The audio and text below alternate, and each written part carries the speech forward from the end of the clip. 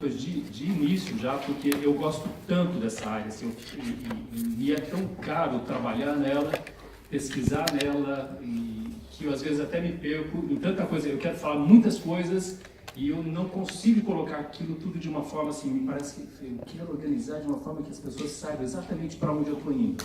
Mas eu acho que eu não estou conseguindo mais fazer isso porque a área cresceu demais. Então são tantas modalidades, né, de língua de acolhimento, língua de herança, língua de imigração, língua de fronteira, língua estrangeira ou segunda língua, que a gente já tem tantas denominações que já está um pouco, não é que complexo, está amplo, né? Mas essa amplitude nos faz bem, né? Ela é desafiadora e nos faz bem. Eu vou começar fazendo um pequeno, assim, dizer um pouco, né, como era, e eu vou falar um pouco mais. A Margarita está aqui, a Portugal é um pouco diferente, Moçambique é um pouco diferente, e eu tenho menos conhecimento de como é o português como língua estrangeira nesses dois países, um pouco mais de Portugal, mas um pouco menos de Moçambique, mas também tem muitas iniciativas, tem muita pesquisa, eu vou falar disso um pouquinho, mas vou falar um pouco mais como era no Brasil, né? Então, para a gente se situar e chegar no ponto mais específico. Como era há alguns anos, há mais ou menos 30 anos. No exterior a gente tinha poucos centros, poucas instituições de oferta oficial, e eu estou pensando mais no português brasileiro mesmo. Uruguai, Argentina, Estados Unidos, França, entre outros, né, mas eram ainda poucos. No Brasil, poucas instituições, elas apresentavam português só como curso de extensão na universidade para alguns poucos estrangeiros que estavam no país. Então, o USP, Unicamp, o FRJ, Federal Fluminense, Federal de Minas, a UFSCar também no começo da década de 90 começou a oferecer para um grupo ainda pequeno. Materiais didáticos, a gente tinha pouquíssima coisa, né, até esse período. O foco era geralmente na gramática. Então, se você pegava o material, até hoje nós temos muitos materiais de português língua estrangeira que você abre e começa lá no presente, pretérito, passado, conjunções, né, e advérbios, e vai aquela coisa assim de foco exclusivo na gramática. As primeiras exceções começam a chegar no final da década de 80. Né? Então, uma referência para nós do Brasil é o livro Fala Brasil, em 89, que tem já assim, uma preocupação. Ainda tem um foco na gramática, mas tem uma preocupação maior com a língua efetivamente falada. Pesquisa a gente tinha praticamente quase nada. Periódicos, né? Então revistas específicas publicando alguma coisa, né? Publicando artigos de ensino de português no estrangeiro praticamente inexistente. Eventos, os eventos, assim, a gente começou a se inserir em eventos maiores como uma mesa de português para estrangeiros, né? No começo, em 93, nós tivemos em Foz do Iguaçu um marco do ensino de português língua estrangeira, e tivemos a criação da Sociedade Internacional de Português Língua Estrangeira. Então a gente vai vendo que a nossa história de português língua estrangeira ela é recente. Português língua de herança, né, nós conversamos rapidamente agora há pouco aqui, mais recente ainda, né, mas ao mesmo tempo é algo que já está forte, ganhou muita força, né? Associações não havia, a CIPLA em 92, mas ela se oficializa em 93. Então, em 92, criação da Sociedade Internacional. Em 93, a participação da CIP nesse seminário em Foz do Iguaçu. Em 94, a gente começa a ter eventos específicos de português para estrangeiros. Então, em 94, esse seminário com o tema Interculturalismo no ensino de português em língua estrangeira. Vejam que, em 94, a CIP já estava bem avançadinha, né? Porque já estava discutindo interculturalidade. O ensino de uma língua estrangeira, ele é genuinamente um ato intercultural. Qualquer que seja a língua estrangeira, a gente não está ensinando só um idioma. Nós vamos chegar um pouquinho mais, não dá para ir muito fundo, né, numa apresentação curta, mas a gente vai chegar um pouquinho mais na hora que eu trouxer o conceito de cultura, para a gente ver que, de fato, quando nós aprendemos uma língua estrangeira, quando nós falamos uma língua estrangeira, nós estamos numa ação comunicativa, social, genuinamente intercultural, né? Não é de confronto, mas de encontro de culturas. Então esse tema foi muito interessante nessa época. Em 95, o segundo seminário CIPLE, inserido no 4º Congresso de Linguística Aplicada no Brasil, 96 o terceiro, 97 o primeiro congresso. Aqui foi da CIPLE. No próprio site da CIPLE eu fui presidente dessa associação de 2005 a 2007. E aí eu fiz um apanhado geral, então eu recolhi essas informações iniciais de lá. E daí em diante nós vimos o número de eventos crescer, né? Então a gente começa a ter uma movimentação muito grande na área a partir da década de 90. Materiais didáticos começam a ser lançados no Brasil e no exterior. Se eu tivesse tempo, até daria alguns títulos, mas assim, é só para a gente ter mesmo um panorama geral. Novos cursos de extensão, ampliação de instituições com oferta, instituições públicas e particulares, incluindo cursos de idiomas no Brasil, e principalmente em capitais que começam a oferecer o português língua estrangeira. Criação de licenciatura em letras português do Brasil como segunda língua. Esse curso foi criado na UNB no segundo semestre de 97 e implantado em 98. E a gente verifica que o Brasil não tinha, então, até essa data, nenhum curso de graduação formando professores de português como língua estrangeira. Tive uma matéria que tinha bastante tempo, né? Sempre português, língua materna e uma língua estrangeira, ou só português, língua materna, e português, língua estrangeira não tinha.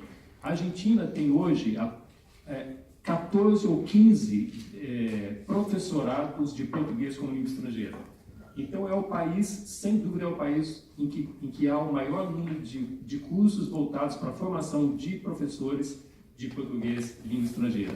E o Brasil hoje já tem um pouco mais, nós estamos com 4 oficialmente. Amplia-se o número de publicações referenciais, então nós começamos a ter livros com artigos discutindo português língua estrangeira, teses, dissertações. Esse livro, O Ensino de Português para Estrangeiros, do José Carlos Paes de Almeida Filho, pela Pontes, 92, aí há outras obras, mas esse é uma referência inicial. Tem um de 89 também dele, que é muito importante. Lorimar Júdice, da Federal Fluminense, lança também materiais referenciais. Jandira Cunha e Priscila Santos, da UNB, lançam em 99 Ensino e Pesquisa em Português para Estrangeiros, programa do PEPFOL, que agora tem outro nome lá. E assim a gente vai vendo, né, que há mesmo assim, uma confluência de fatores fazendo com que o português, de fato, cresça como língua, nessa modalidade de ensino de língua estrangeira. Em relação ao fato de ser uma língua pluricêntrica, a gente começa a verificar, eu deixei em vermelho aqui alguns trechos na justificativa para a criação do curso de português segunda língua na UNB. Então, a ideia desse curso era preencher a justificativa, uma lacuna em sua estrutura curricular em favor da internacionalização do nosso idioma. Na atualidade, o português, então voltemos lá em 96, 97, 98, o português é a língua de 2 grandes mercados mundiais, a União Europeia e o Mercosul, e a língua oficial de todos os países da comunidade dos países de língua portuguesa, CGLP, que a que o embaixador se referiu. Atender a crescente demanda de formação de docentes que possam atuar nos mais diversos contextos públicos e privados, tanto no Brasil quanto no exterior. Então, nós estamos falando já, né, de contextos distintos, né? E esses contextos a gente só viu que eles se multiplicaram.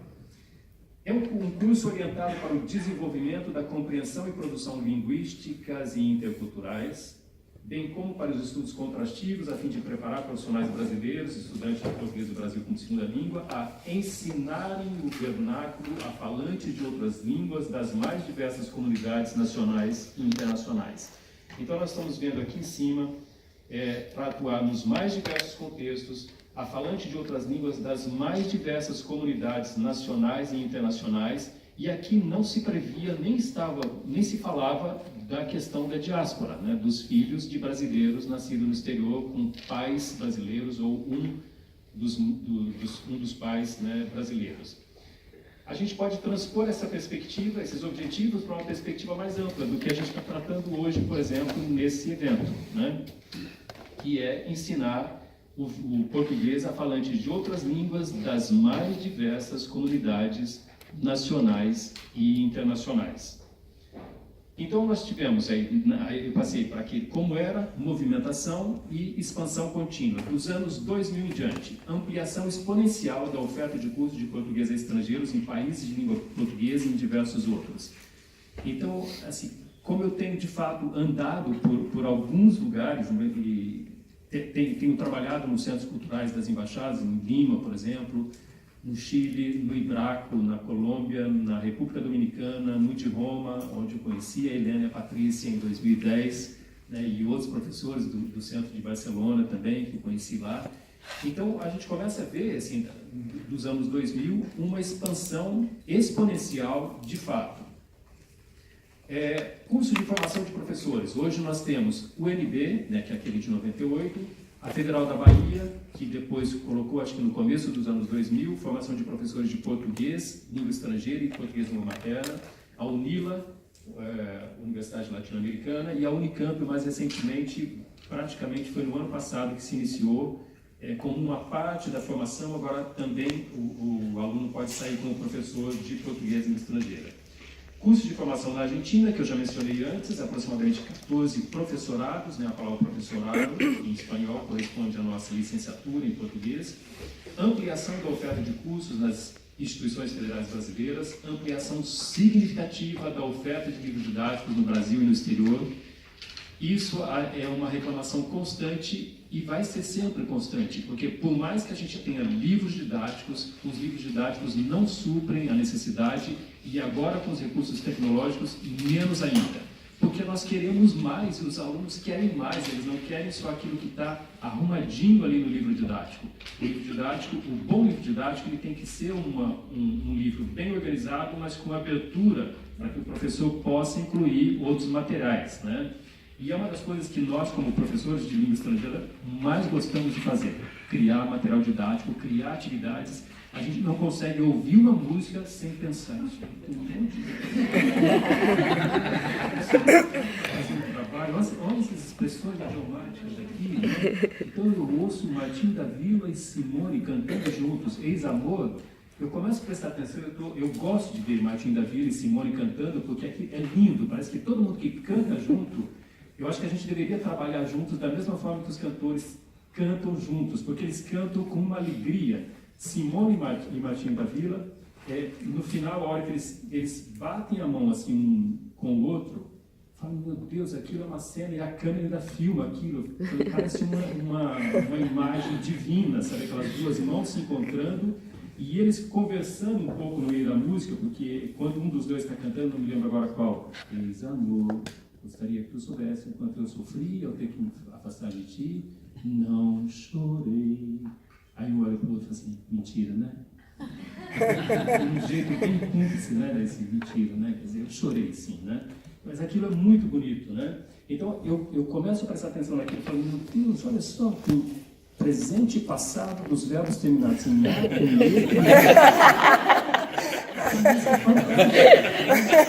eu tenho que explorar isso, né? Então, a ampliação, mesmo que ela seja significativa, a oferta de livros didáticos, a gente vai criando, né? Hoje em dia nós temos, tudo está tão sistematizado e há tanta pesquisa na área de ensino e aprendizagem de línguas, que nós temos princípios ou pressupostos para a elaboração de atividades e materiais didáticos. Então, você se imbui, né, daqueles princípios e pressupostos, você consegue montar bons materiais e boas atividades. Ampliação da pesquisa na área com consequente ampliação de publicações, artigos, monografias, dissertações, teses, livros referenciais. Então isso Portugal, Moçambique, Brasil, muita coisa mesmo, né? Assim, muita pesquisa, muita publicação.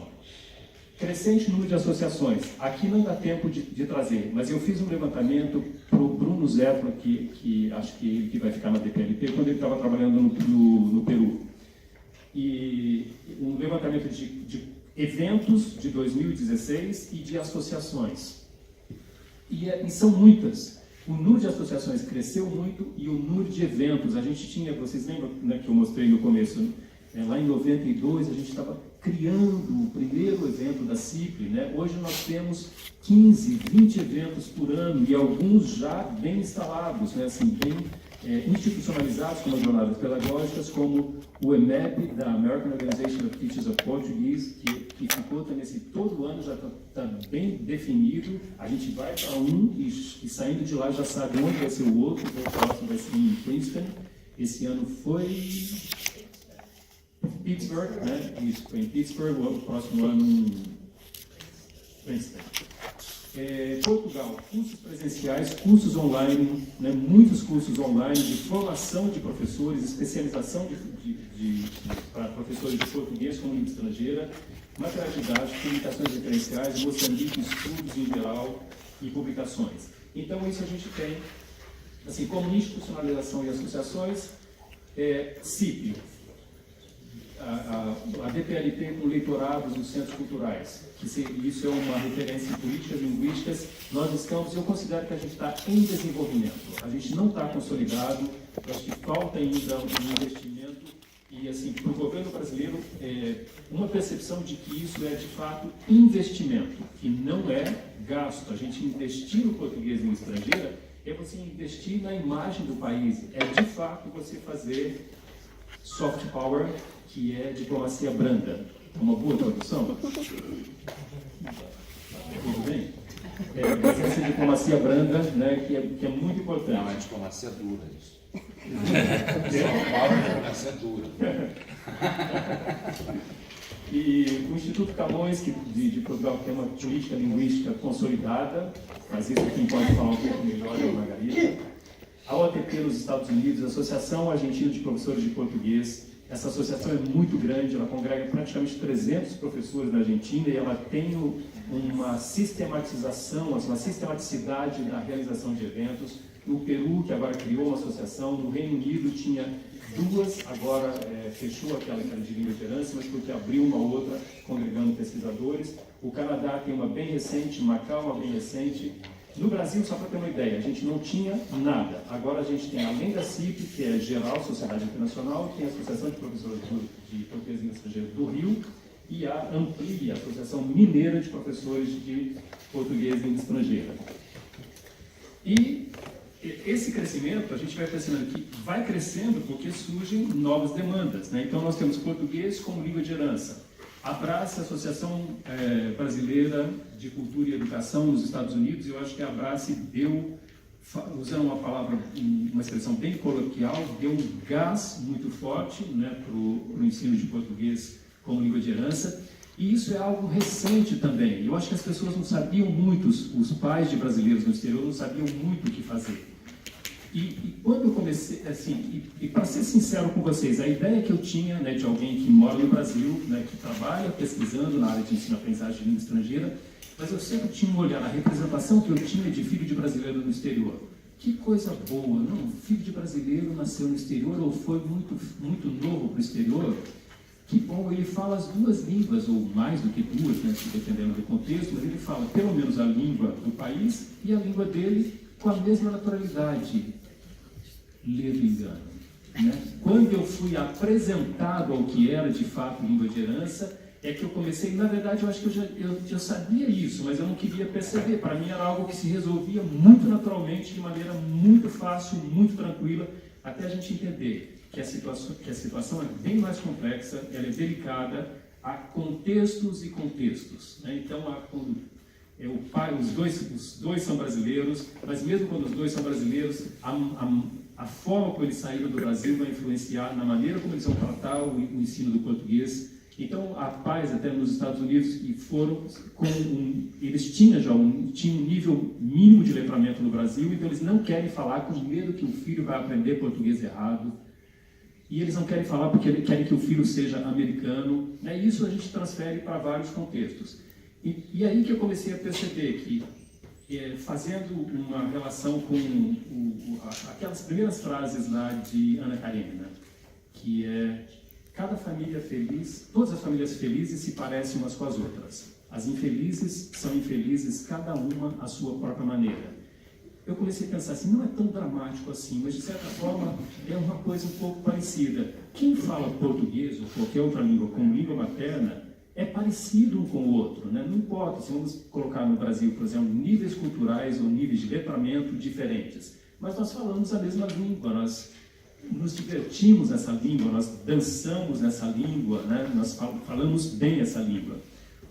O que fala como língua de herança, parece que cada um vai ter o seu próprio nível de competência comunicativa no idioma, porque isso vai depender de um conjunto de variáveis que é como se a gente somasse as circunstancialidades. Em que o pai não gostava, a mãe não gostava, mas ele também tinha os avós, ele tinha uma relação com o Brasil, ou ele não gostava do Brasil, ou ele tinha muito prazer em relação, muita satisfação em conhecer mais do Brasil. E nós já tivemos na UFSCar a oferta de curso de português com nível de herança, de filhos de brasileiros que estão no exterior e os pais nos ligam falando: eu quero que minha filha aprenda melhor português, ela não sabe gramática. Ela fala, mas ela não sabe gramática. Como não sabe gramática se ela fala? A mãe, nesse caso, era a mãe, ela queria dizer, ela mandou 3 anos seguidos, porque ela tinha 3 filhas, nasceram na Suíça. E tinha diferença pequena de idade, então em 3 anos seguidos a gente recebeu uma filha, a segunda e a terceira, e a ideia inicial era essa, senão ela não sabe.